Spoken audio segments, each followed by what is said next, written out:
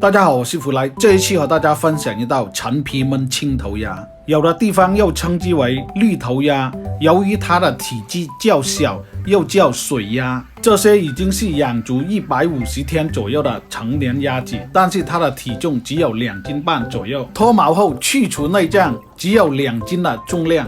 现在把它再去清洗干净，把鸭肚里的鸭肺和残留的血迹清除掉。这种鸭子的特点，肉质结实、瘦身、无油。它的烹饪方法非常适合白切、干锅、焖、炖汤等的制作方法，都能突出它特有的肉香味。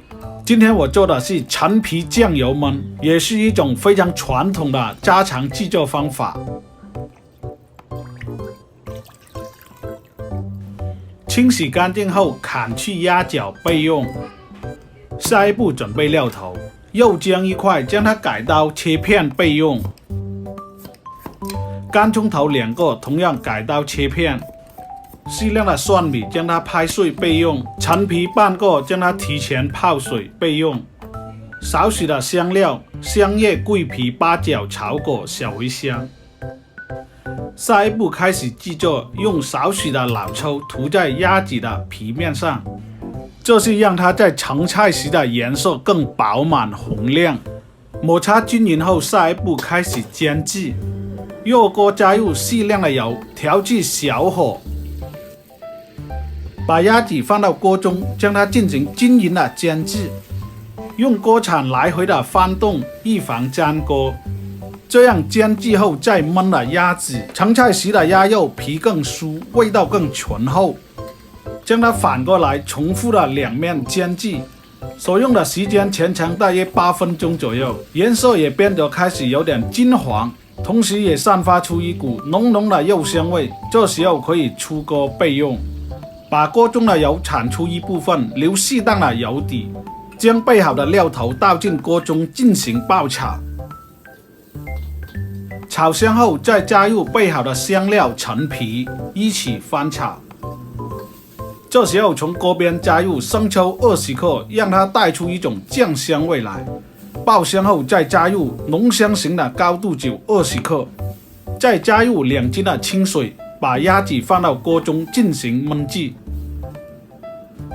这时候开始调味，加入冰糖20克，食用盐10克，蚝油10克。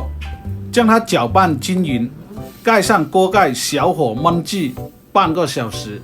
在焖制的过程中，每隔10分钟打开锅盖，翻过另一面，继续焖制，这样使它更均匀的入味。